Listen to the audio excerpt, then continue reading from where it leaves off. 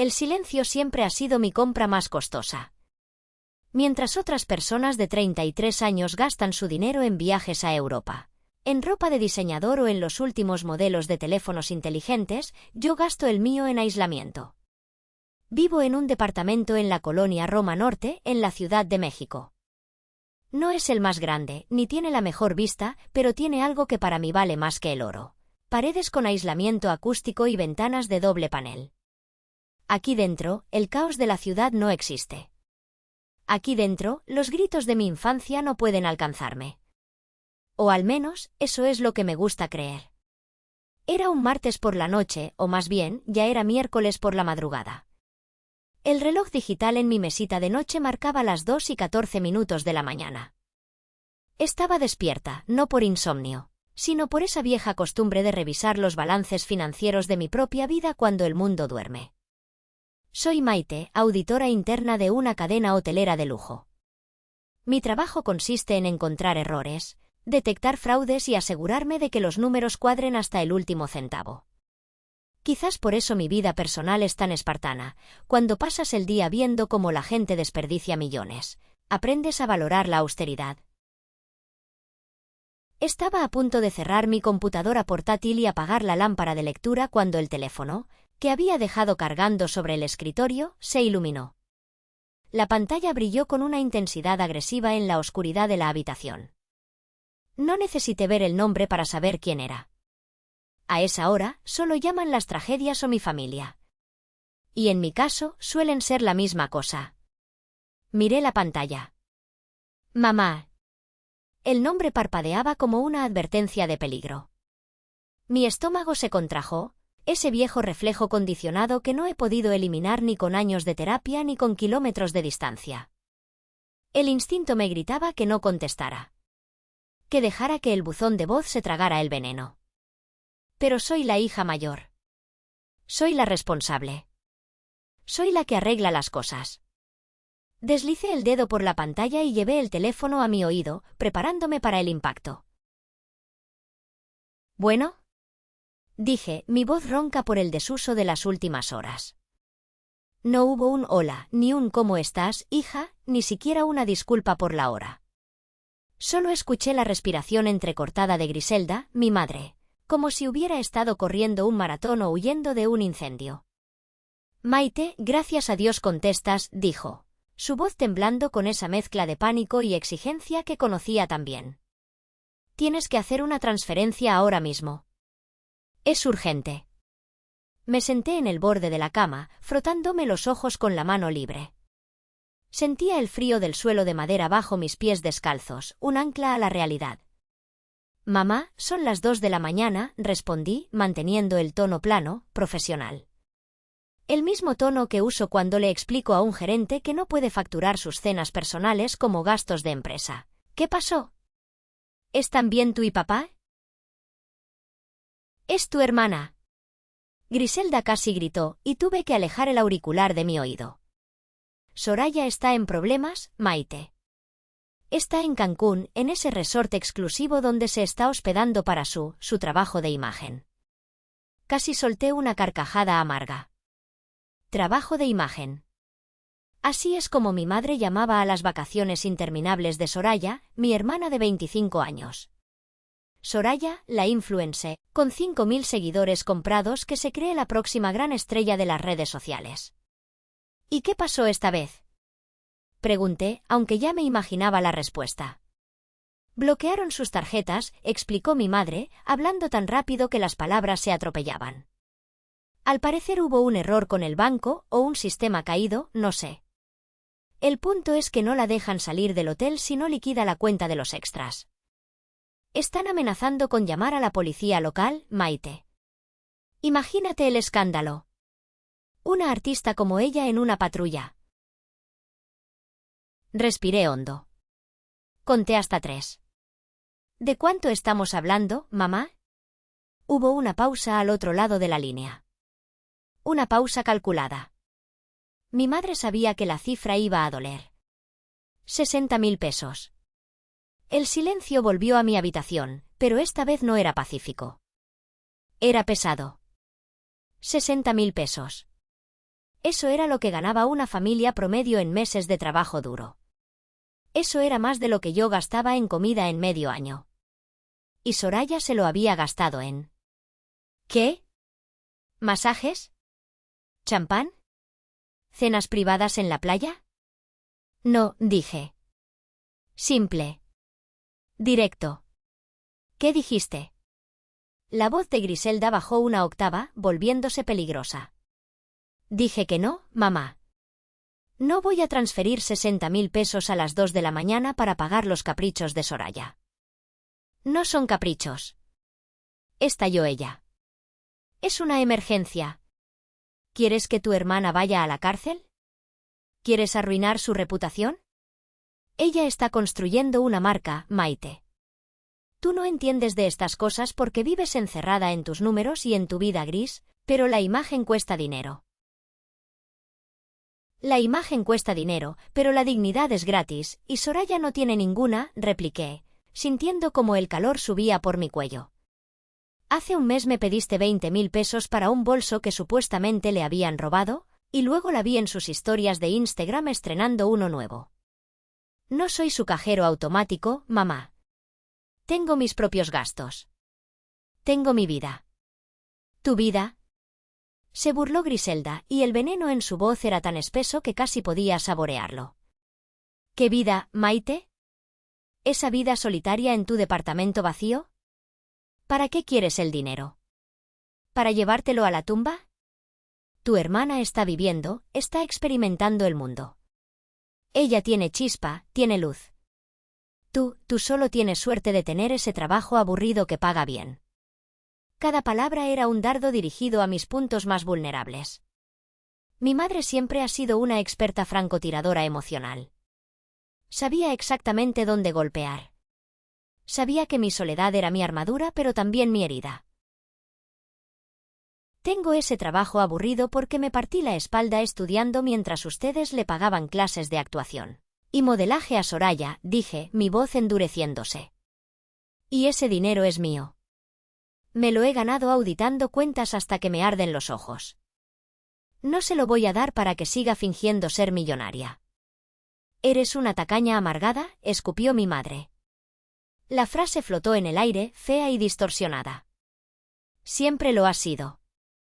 Desde niña, siempre contando los centavos, siempre negándole cosas a tu hermana. Soraya merece esos lujos porque ella sí sabe apreciarlos. Ella es especial. Tú. Dios mío, a veces te miro y no sé a quién saliste. Tan fría. Tan calculadora. Ojalá no tuviera que depender de ti. Ojalá. Se detuvo, pero yo sabía lo que iba a decir. La frase quedó colgando, implícita, más dolorosa por lo que callaba que por lo que decía. Ojalá fueras como ella. O peor, ojalá no fueras mi hija. Pues hoy se te cumplió el deseo, mamá, dije, y mi voz sonó extrañamente tranquila, como la calma antes de un tsunami. No tienes que depender de mí. Llama a papá. Que él venda su colección de discos o pida un préstamo. O mejor aún, que Soraya venda ese bolso de 20.000 pesos. Buenas noches. Colgué. No le di tiempo a replicar. Inmediatamente, puse el teléfono en modo no molestar, luego bloqueé el número de mi madre, el de mi padre y el de Soraya. Mis manos temblaban tanto que el teléfono se me resbaló de los dedos y cayó sobre la alfombra con un golpe sordo. Me quedé allí, sentada en la oscuridad, con el corazón latiendo desbocado contra mis costillas. No lloré. Hace mucho tiempo que dejé de llorar por ellos. Las lágrimas son un desperdicio de hidratación cuando se trata de gente que bebe tu dolor como si fuera vino. Me levanté y fui a la cocina por un vaso de agua. Mientras el agua fría bajaba por mi garganta, mi mente, traicionera como siempre, me arrastró hacia atrás en el tiempo. No quería ir, pero el comentario de tacaña amargada había abierto una puerta que creí cerrada con llave. La memoria me llevó al año 2010. Tenía 18 años recién cumplidos. Estábamos en la cocina de la casa de mis padres en Coyoacán, una casa antigua, hermosa pero que siempre olía a humedad porque el mantenimiento era costoso. Yo estaba sentada en la mesa de formica, con una carta en la mano. Mis dedos apretaban el papel con tanta fuerza que los nudillos se me habían puesto blancos. Me aceptaron, les había dicho, con una sonrisa que apenas cabía en mi cara. Entré a la Facultad de Arquitectura de la UNAM. Y no solo eso, tengo posibilidad de una beca parcial para materiales si mantengo el promedio. Era mi sueño. Desde niña me había fascinado cómo los espacios podían influir en las personas, cómo una estructura sólida podía protegerte del mundo exterior.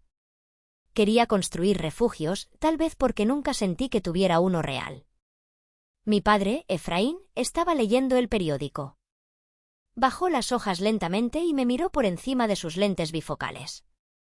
No había orgullo en sus ojos. Había preocupación, pero no por mí. «Mija, eso es maravilloso, pero», empezó, y ese pero fue el primer ladrillo que golpeó mi sueño.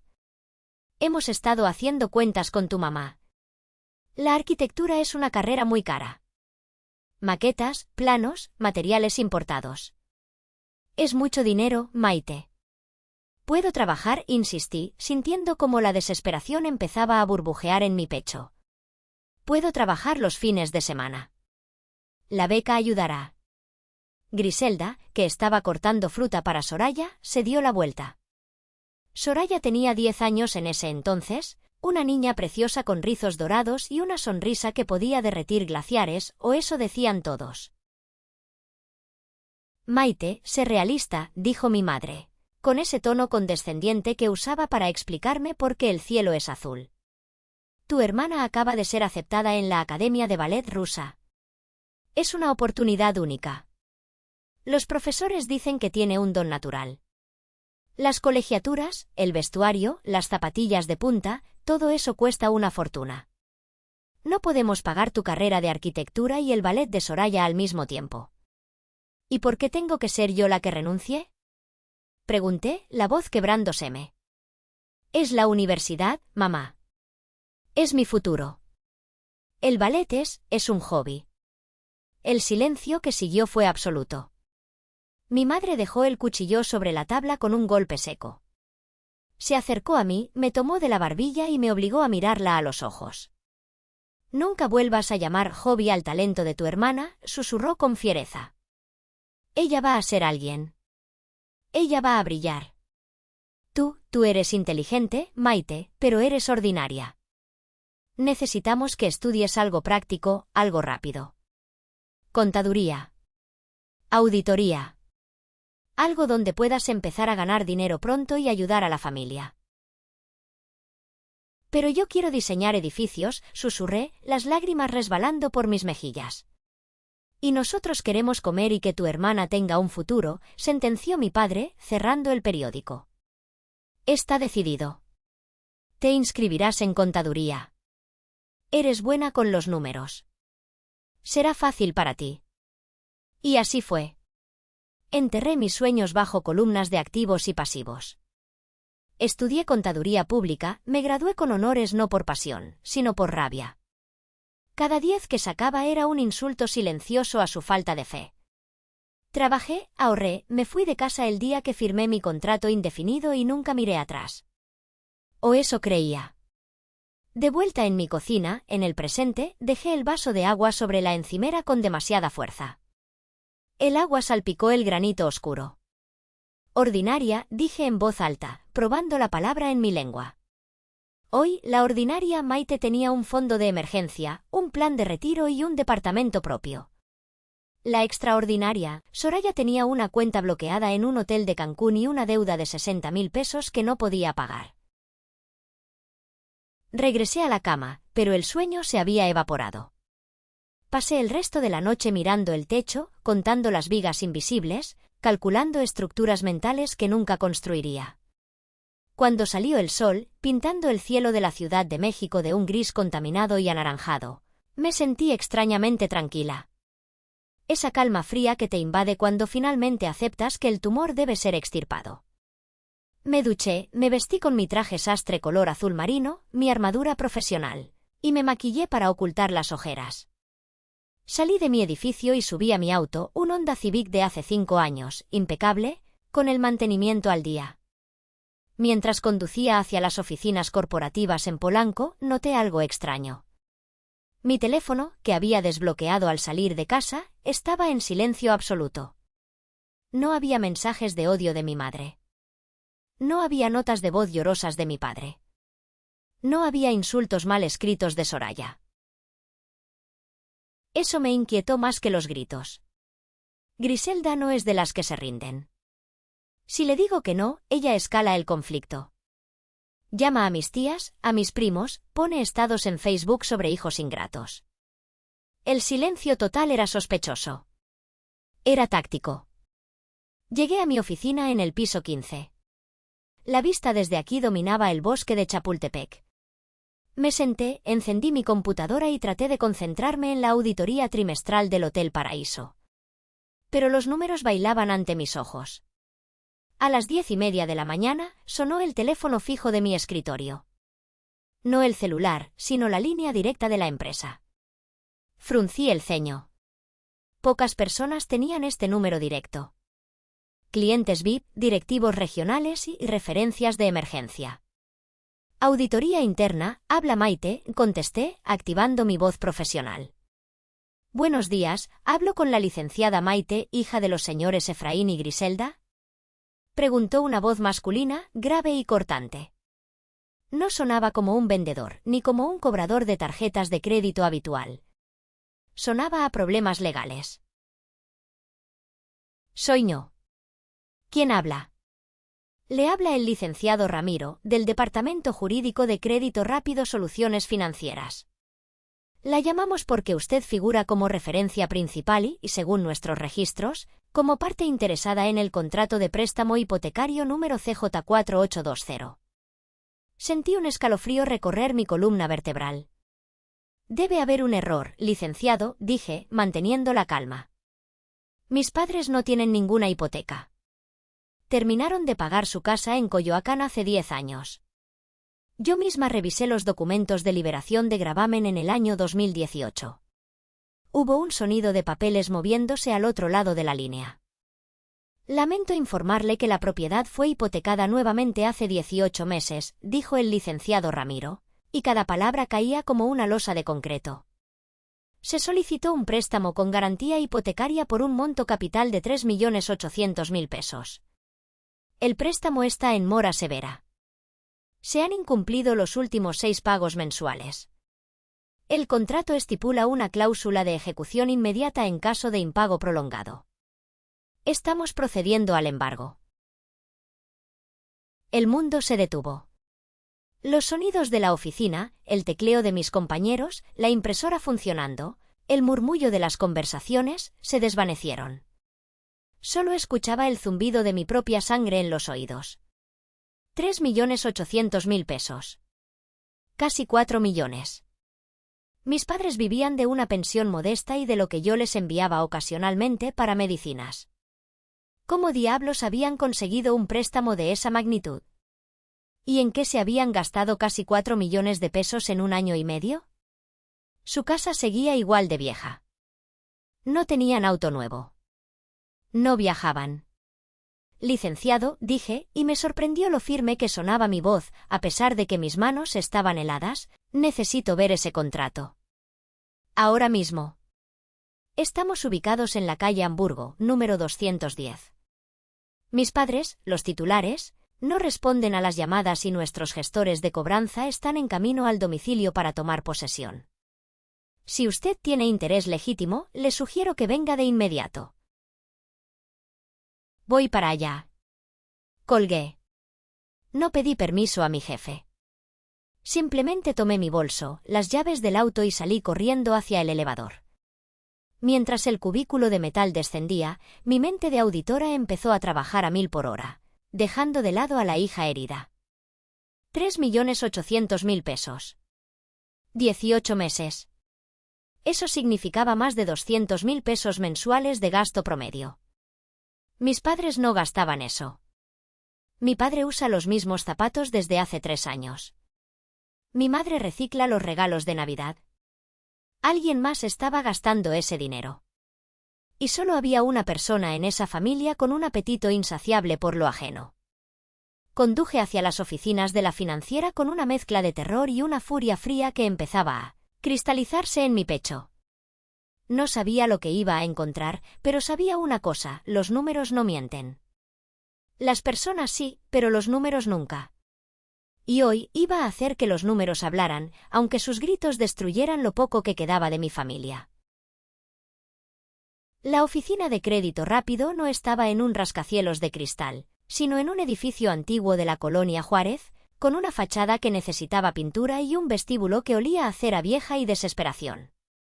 Era el tipo de lugar donde la gente acude cuando los bancos tradicionales ya les han cerrado las puertas, prestamistas que operan en el borde gris de la legalidad, con tasas de interés que rozan la usura y cláusulas escritas en letras tan pequeñas que necesitas un microscopio para ver cómo te están vendiendo el alma. Me anuncié en la recepción. 5 minutos después, el licenciado Ramiro salió a recibirme. Era un hombre bajo, calvo, con un traje gris que le quedaba un poco grande y una mirada cansada de quien ha escuchado todas las excusas del mundo. «Licenciada Maite», dijo, extendiendo una mano que se sentía húmeda. «Pase, por favor». Su oficina era un cubículo pequeño, abarrotado de expedientes apilados como torres precarias. Se sentó detrás de su escritorio y sacó una carpeta roja. Como le expliqué por teléfono, la situación es crítica, empezó, abriendo la carpeta.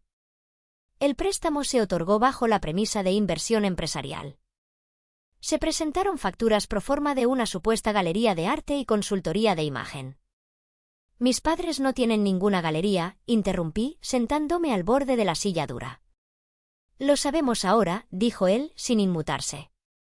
Pero la documentación parecía en orden. Las escrituras de la casa estaban libres de gravamen. El avalúo fue positivo. Y lo más importante, contaban con un aval solidario con excelente historial crediticio que garantizaba el pago en caso de que el negocio tardara en arrancar. Me miró fijamente. ¿Un aval?, pregunté, sintiendo un nudo en la garganta. «¿Usted, licenciada?» Ramiro giró la carpeta y la deslizó hacia mí. «Aquí está el contrato. Aquí están los pagarés. Y aquí está la carta de fianza solidaria». Bajé la vista. El papel estaba ahí, blanco, nítido, condenatorio. Vi los nombres de mis padres, Efraín y Griselda, con sus firmas temblorosas, esas firmas que yo había visto en mis boletas de calificaciones durante años. Pero mis ojos se fueron directamente a la línea inferior. Aval solidario, Maite, y ahí estaba. Mi firma. O al menos, algo que intentaba desesperadamente parecerse a mi firma. Era una imitación decente, tengo que admitirlo. Alguien había practicado. La inclinación de la M era correcta. El bucle final de la E estaba ahí. Para un ojo no entrenado, para un empleado de una financiera que solo quiere cerrar el trato y cobrar su comisión, era pasable. Pero yo soy auditora. Yo vivo de los detalles. Y esa no era mi firma. La presión del trazo era demasiado fuerte en los puntos equivocados. Faltaba mi pequeña rúbrica de seguridad, un punto casi invisible que siempre pongo después de la última letra, un hábito que adquirí después de mi primer año de trabajo. «Esto es falso», dije. Mi voz no tembló. Salió fría, cortante como un bisturí. «Yo nunca estuve aquí. Yo nunca firmé esto». El licenciado Ramiro suspiró y se reclinó en su silla. No parecía sorprendido. «Es una acusación grave, licenciada. Si usted niega la firma, esto pasa de ser un asunto civil de cobranza a un asunto penal de fraude». «¿Dónde se firmó esto?», pregunté, ignorando su advertencia. Según la bitácora, el trámite se realizó aquí, pero la firma del aval se recabó en domicilio, por petición especial, ya que usted supuestamente estaba de viaje. Su hermana, la señorita Soraya, quien figura como representante legal del negocio, trajo los documentos firmados junto con una copia de su identificación oficial. Cerré los ojos un momento. Soraya. Por supuesto. Ella tenía acceso a mi viejo cuarto en casa de mis padres. Ahí debían quedar copias viejas de mi INE, pasaportes caducados, documentos escolares con mi firma. Ella había armado el rompecabezas. Había falsificado mi identidad. Había vendido la casa de mis padres y me había puesto a mí como la red de seguridad, sabiendo que si todo fallaba, yo tendría que pagar para no arruinar mi propio historial crediticio, mi carrera, mi vida. Era un plan maestro. Malvado, parasitario, pero brillante a su manera retorcida. Quiero ver los movimientos, exigí. Quiero saber a dónde se fue el dinero. Si era para un negocio, debe haber transferencias a proveedores, compra de inventario, renta de local. Ramiro asintió y sacó otro legajo de hojas. Eran los estados de cuenta de la tarjeta de débito asociada al préstamo. El dinero se dispersó rápido, comentó él, con una mueca de disgusto. Muy rápido. Tomé las hojas. Mis ojos escanearon las columnas de débitos. Lo que vi me revolvió el estómago más que cualquier película de terror. No había proveedores de arte. No había renta de local. Agencia de autos de lujo Polanco, 150.000 pesos, renta de vehículo por fin de semana. Ticketmaster, 80.000 pesos, entradas VIP Zona Platinum, concierto internacional. Aeroméxico, vuelos en clase Premier a Nueva York, París, Milán. Hoteles Quinta Real, Four Seasons, cargos de 20.000, 30.000 pesos por noche. Tienda Gucci, tienda Louis Vuitton, Palacio de Hierro, compras masivas de accesorios y ropa. Transferencias a Social Boost Agency, pagos mensuales de 50.000 pesos para compra de bots, seguidores falsos y comentarios automatizados. Y lo más doloroso, Clínica Estética Santa Fe, 200.000 pesos. Rinoplastia y perfilamiento facial. Mientras yo comía atún de lata para ahorrar para mi enganche, Soraya se había operado la nariz con la casa de mis padres. Mientras yo conducía mi Honda viejo, ella rentaba Lamborghinis para tomarse fotos y subirlas a Instagram con el hashtag vida de jefa. Mis padres habían hipotecado su techo, su seguridad, su vejez, para financiar la mentira de una influencer fracasada que ni siquiera podía pagar su propia cuenta de hotel en Cancún sin pedirme dinero a las 2 de la mañana. Dejé caer los papeles sobre el escritorio. Sentí una náusea profunda, existencial. ¿Cuánto deben? Pregunté. ¿Con intereses moratorios, gastos de cobranza y penalizaciones legales? El total al día de hoy asciende a 4.200.000 pesos. La casa, según nuestro último avalúo, cubre el 90% de la deuda. El resto, Ramiro me miró significativamente, el resto tendríamos que cobrárselo al aval. ¿A usted? Me puse de pie. El movimiento fue brusco. La silla rasgó el piso. Licenciado, prepárese, dije. Voy a ir a la casa de mis padres. Usted mande a su gente. Mande al cerrajero, al cargador y a quien tenga que mandar. Y por favor, llame a la policía. ¿Va a pagar? Preguntó él, confundido, poniéndose de pie también. Lo miré con una intensidad que lo hizo retroceder un paso. No. Voy a denunciar. Salí de la oficina sin despedirme. El sol de mediodía me golpeó en la cara al salir a la calle, pero yo no sentía calor. Solo sentía un frío polar en el centro de mi pecho. Subí a mi auto y conduje hacia el sur, hacia Coyoacán. El tráfico de la Ciudad de México era infernal, como siempre, pero yo conducía con una precisión mecánica. Mi mente ya no estaba en el dolor. Estaba en modo auditoría. Había encontrado el fraude. Había identificado al culpable. Ahora tocaba presentar el informe final. Y este informe iba a ser devastador. Saqué mi teléfono y desbloqueé el número de mi tía Socorro, la hermana de mi madre, la única persona sensata en esa familia de locos. Tía, dije cuando contestó, necesito que vayas a casa de mis padres ahora mismo. No preguntes. Solo ve. Va a haber un espectáculo y no quiero que estés sola cuando empiece. Colgué y aceleré. Iba a la guerra. Y por primera vez en mi vida, no iba a luchar para salvarlos. Iba a luchar para verlos caer. Llegué a la calle de mis padres 40 minutos después. Coyoacán suele ser un barrio tranquilo, con sus calles empedradas y sus árboles antiguos que dan sombra y serenidad. Pero hoy, la calle Francisco Sosa parecía el escenario de un accidente múltiple. Había una camioneta de mudanzas blanca, sin logotipos, estacionada en doble fila frente a la casa color ocre donde crecí. 2 patrullas de la policía de la Ciudad de México bloqueaban parcialmente el paso, con sus luces rojas y azules girando en silencio, tiñendo las fachadas coloniales de un tono siniestro. Y, por supuesto, estaban los espectadores. Doña Carmen, la vecina del 12, estaba barriendo su banqueta por 5ª vez en el día, estirando el cuello para no perder detalle. El señor de la tienda de abarrotes había salido a fumar, aunque no tenía cigarro en la mano. Estacioné mi Honda 2 casas más adelante, donde pude encontrar un espacio y caminé hacia el caos. Mis tacones repiqueteaban contra el pavimento, marcando un ritmo de guerra. No pueden hacer esto. Es propiedad privada. La voz de mi madre, Griselda, se escuchaba desde la acera. La vi en la entrada. Llevaba una bata de casa de seda sintética, probablemente un regalo de Soraya comprado con dinero robado, y tenía el cabello desaliñado.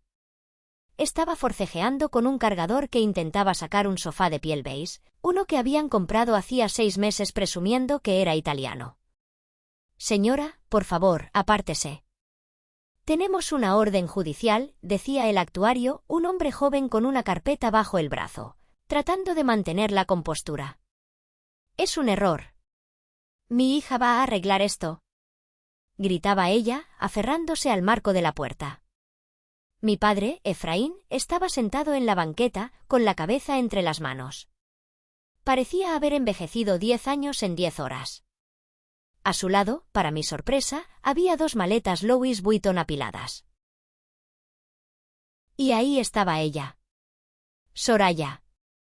Acababa de bajar de un taxi del aeropuerto, evidentemente recién llegada de Cancún. Llevaba un sombrero de ala ancha, lentes oscuros enormes y un vestido de playa vaporoso que costaba más que mi primera quincena de auditora. Estaba gritándole a su teléfono, ignorando completamente que estaban sacando los muebles de su infancia a la calle. No me importa que el sistema esté caído. Quiero mis millas. Le gritaba a algún pobre operador de aerolínea. Esto es inaceptable. Soy cliente platino. Me detuve a unos metros de ellos. La escena era tan grotesca, tan absurda, que por un momento sentí ganas de reír. Era el retrato perfecto de la decadencia. Entonces, mi tía Socorro me vio. Estaba parada junto a mi padre, con una mano en su hombro, intentando consolarlo. Cuando me vio, sus ojos se llenaron de alivio y tristeza. Me hizo un pequeño gesto con la cabeza. Mi madre siguió su mirada y me vio. La transformación fue instantánea. La mujer histérica que peleaba por un sofá desapareció, y en su lugar apareció la madre exigente y manipuladora de siempre. Se arregló la bata, se secó las lágrimas con el dorso de la mano y caminó hacia mí como si yo fuera un empleado que llega tarde. «Maite».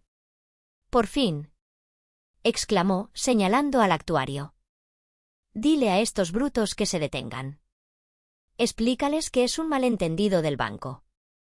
Diles que tú eres la aval y que vas a cubrir la mensualidad atrasada para que se larguen». Soraya colgó su llamada y se quitó los lentes de sol. Sus ojos estaban delineados perfectamente, pero había miedo en ellos. Un miedo egoísta, el miedo de quien ve que se le acaba la fiesta. «Ay, hermanita», dijo Soraya, usando ese tono dulce y falso que reservaba para cuando quería algo. «Qué bueno que llegas. Mamá está histérica. Págales lo que piden para que podamos entrar, necesito ducharme». El vuelo fue horrible y el aire acondicionado del taxi no servía. Miré a los 3. A mi madre, exigiendo. A mi padre, derrotado y silencioso. A mi hermana, delirante. El licenciado Ramiro, que había llegado justo después de mí en su propio auto, se acercó con cautela. «Licenciada Maite», dijo, asintiendo. «Como ve, estamos procediendo. ¿Desea intervenir ahora?» Mi madre soltó una risita nerviosa y triunfante. «¿Ves? Él la conoce. Él sabe que mi hija tiene dinero. Maite, saca tu chequera o haz la transferencia esa que no quisiste hacer anoche. Y rápido, que los vecinos están mirando. Crucé los brazos sobre mi pecho. Sentí el peso de la carpeta que Ramiro me había dado hace una hora. La tenía bajo el brazo. No voy a pagar nada, mamá, dije. Mi voz no era alta, pero cortó el aire como un látigo. Griselda parpadeó, confundida. ¿Cómo que no? No empieces con tus rencores ahora, Maite. Esto es serio. Se están llevando los muebles. Se quieren llevar la casa. Que se la lleven, respondí. ¿Qué? Gritó Soraya, acercándose. ¿Estás loca? Es la casa de mis papás. Es mi casa. ¿Dónde voy a vivir? Quizás en la galería de arte para la que pidieron el préstamo, dije, mirándola fijamente. Soraya palideció. Su bronceado de Cancún pareció desvanecerse, dejando una piel cetrina y sudorosa. Dio un paso atrás. ¿De qué hablas? Preguntó, pero su voz tembló. Mi padre levantó la cabeza por primera vez. ¿Galería? Murmuró Efraín. No, hija. El préstamo era para invertir en la carrera de Soraya. Una agencia de talentos. Ella nos dijo que triplicaríamos el dinero en 6 meses. Mentira, dije, sacando los estados de cuenta de la carpeta. No hay agencia. No hay inversión. Caminé hacia ellos y empecé a leer en voz alta, para que los vecinos, los policías y los cargadores escucharan. Para que el mundo entero escuchara. 10 de mayo, Clínica de Cirugía Plástica Lomas, 200.000 pesos. Rinoplastia. 15 de junio, arrendadora de autos exóticos, 150.000 pesos. 20 de julio, joyería Tiffany, 85.000 pesos. Brazalete de oro. Lancé las hojas al aire. Cayeron como confeti fúnebre alrededor de Soraya. Ahí está su dinero, dije, señalando a mi hermana. Ahí está la casa. En su nariz nueva. En su bronceado. En esas maletas que están en la banqueta. Mi madre miró los papeles en el suelo, luego miró a Soraya. Por un segundo, pensé que iba a reaccionar. Que iba a gritarle a su hija favorita. Que iba a entender. Pero Griselda hizo lo que siempre hace. Negar la realidad. Bueno, gastó un poco de más, dijo mi madre, temblando. Es joven. Se equivocó. Pero tú puedes arreglarlo, Maite. Tienes tus ahorros. Tienes tu fondo de vivienda. Úsalo. Paga la deuda. Tu hermana te lo va a pagar cuando sea famosa, te lo juro. ¿Pagar? Me reí, una risa seca y sin humor. Mamá, deben 4.200.000 pesos. ¿Crees que tengo 4 millones guardados bajo el colchón? Pide un préstamo tú. Gritó Griselda, desesperada, agarrándome del brazo. Tienes buen crédito. Eres la hermana mayor. Es tu deber. Si no lo haces, nos quedamos en la calle. Por tu culpa. ¿Por mi culpa? Me solté de su agarre con un tirón violento. ¿Yo les dije que hipotecaran la casa? ¿Yo me gasté el dinero en viajes a París? Tú eres la que tiene el dinero y no quieres ayudar. Chilló Soraya, recuperando su bravuconería. Eres una envidiosa. Siempre me has tenido envidia porque yo soy bonita y tú eres una rata de oficina. Paga y cállate. El licenciado Ramiro carraspeó, incómodo. Señoritas, señores, necesito una resolución. O pagan la totalidad ahora mismo, o desalojamos completamente y cambiamos las cerraduras. Y miró a Maite, necesitamos aclarar lo del aval. Sí, el aval, dijo mi madre, aferrándose a esa palabra como a un salvavidas. Maite firmó. Ella es responsable. Cómbrenle a ella. Embárguenle su departamento si es necesario, pero dejen nuestra casa. Mi padre se puso de pie, tambaleándose. Griselda, ¿no? Intentó decir, pero mi madre lo calló con una mirada. Cállate, Efraín. Es la única forma. Maite firmó. Ella tiene que responder. Miré a mi madre. La mujer que me dio la vida. La mujer que, hace apenas unas horas, me había llamado tacaña amargada. Ahora estaba dispuesta a sacrificar mi techo, mi esfuerzo de 10 años, mi estabilidad, para salvar las apariencias y cubrir el desfalco de su hija adorada. Algo terminó de romperse dentro de mí. El último hilo de lealtad, ese cordón umbilical invisible y tóxico que me había mantenido atada a su aprobación, se cortó. Tienes razón, mamá, dije suavemente. Los ojos de Soraya brillaron de triunfo. Mi madre suspiró aliviada. ¿Ves? Sabía que entrarías en razón, dijo Griselda. Licenciado, ella va a pagar. Prepare los papeles. No, dije, y mi voz resonó en la calle silenciosa. Dije que tienes razón en que hay un aval.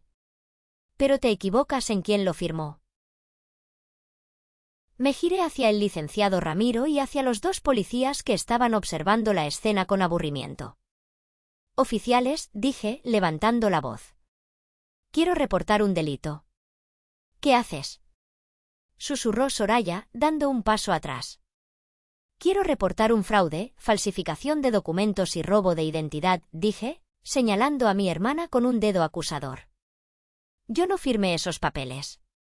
Esa no es mi firma. Mi hermana, Soraya, falsificó mi rúbrica para robarse 4 millones de pesos. Y exijo que se haga justicia. Ahora mismo.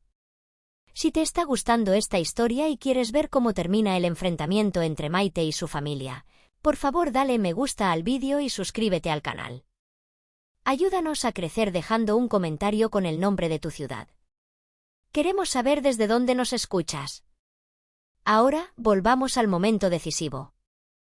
El silencio que siguió a mi declaración fue absoluto, más pesado que el sofá que los cargadores habían dejado a medio camino en la banqueta. Incluso los pájaros en los árboles parecieron dejar de cantar. ¿Qué estás diciendo? Tartamudeó mi madre. Su rostro había perdido todo color, volviéndose de un gris cenizo. Lo que escuchaste, mamá, respondí, sin apartar la mirada de Soraya. Yo no soy aval de nada. Ustedes fueron engañados, sí, pero también fueron cómplices por su ceguera. Pero yo no. Yo no voy a pagar por la nariz nueva de Soraya ni por sus viajes. Y ciertamente no voy a dejar que usen mi nombre para cubrir sus crímenes. El licenciado Ramiro, viendo que el asunto se había vuelto penal, hizo una seña a los policías. Los 2 oficiales, que hasta el momento habían estado recargados en su patrulla, se enderezaron y caminaron hacia nosotros. Sus botas negras crujían contra el asfalto. A ver, dijo el oficial más alto, un hombre con bigote espeso y una placa brillante. ¿Quién está acusando a quién de falsificación? Yo, dije, sacando mi credencial de elector INE, de mi bolso y mostrándola junto a la copia del contrato que tenía en la mano. Soy Maite, la supuesta aval. Esta es mi firma real. Y esta, señalé el garabato en el contrato, es una falsificación burda hecha por esta mujer, Soraya, mi hermana. El oficial tomó los documentos, los comparó bajo la luz del sol de la tarde y frunció el ceño. Se parecen, pero no son iguales, murmuró. Y si usted dice que no estuvo presente, estaba en un congreso de auditoría en Monterrey la fecha que dice el contrato, añadí rápidamente. Tengo los boletos de avión y los registros del hotel para probarlo. Ella, señalé a Soraya de nuevo, usó una copia vieja de mis documentos que sacó de mi antigua habitación. Soraya empezó a hiperventilar. Realmente hiperventilar. No era actuación esta vez. Se dio cuenta de que las paredes se estaban cerrando. Es mentira. Chilló Soraya, su voz aguda y desesperada. Ella me dio permiso. Me dijo que firmara por ella porque estaba ocupada. Mamá, dile. Dile que Maite sabía. Griselda miró a Soraya, luego me miró a mí. Estaba atrapada entre la espada y la pared. Si admitía que yo no sabía, Soraya iría a la cárcel. Si mentía y decía que yo sabía, me arrastraría a mí a la deuda, pero yo tenía pruebas de que no estuve ahí. Maite, por favor, susurró mi madre, juntando las manos como si rezara. No hagas esto. Es tu hermana. Es sangre de tu sangre. Si dices que es fraude, se la llevarán. La meterán en la cárcel con delincuentes. Ella es una delincuente, mamá, dije, sintiendo una lágrima solitaria y furiosa rodar por mi mejilla. Robó 4 millones de pesos.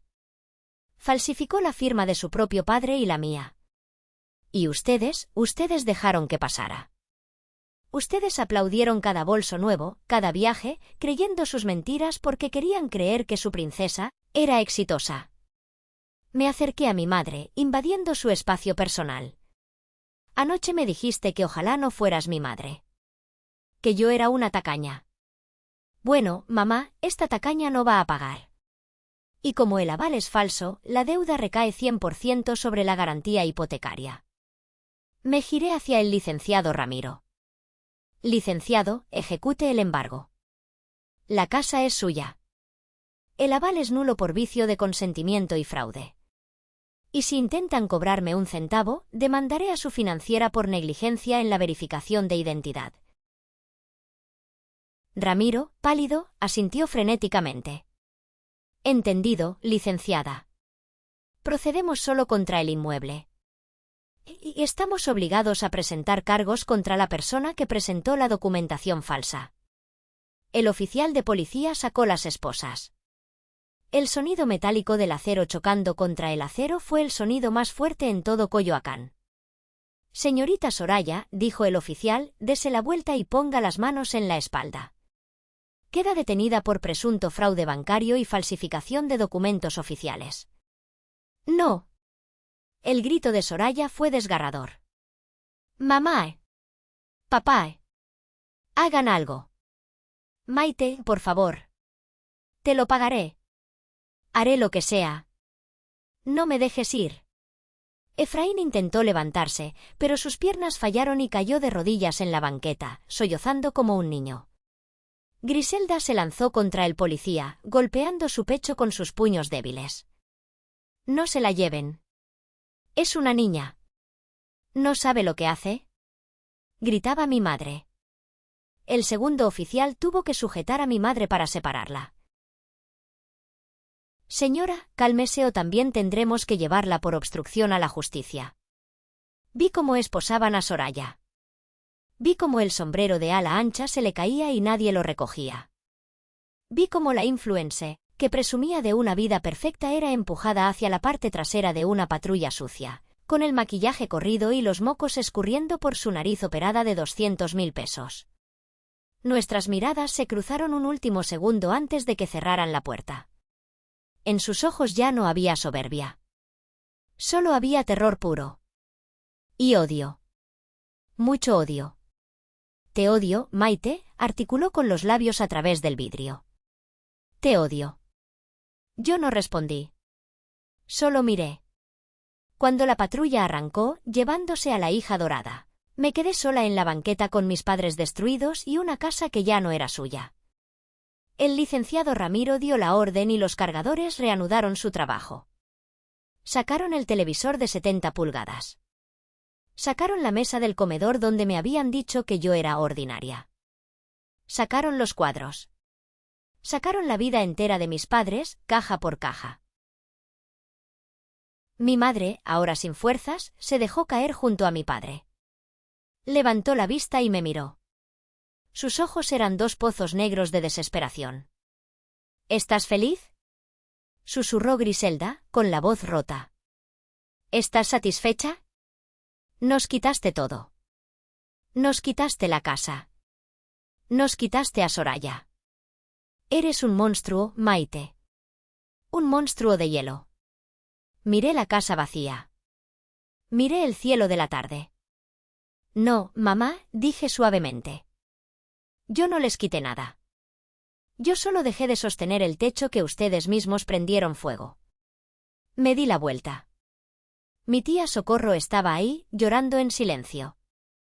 Me acerqué a ella y le di un abrazo rápido y fuerte.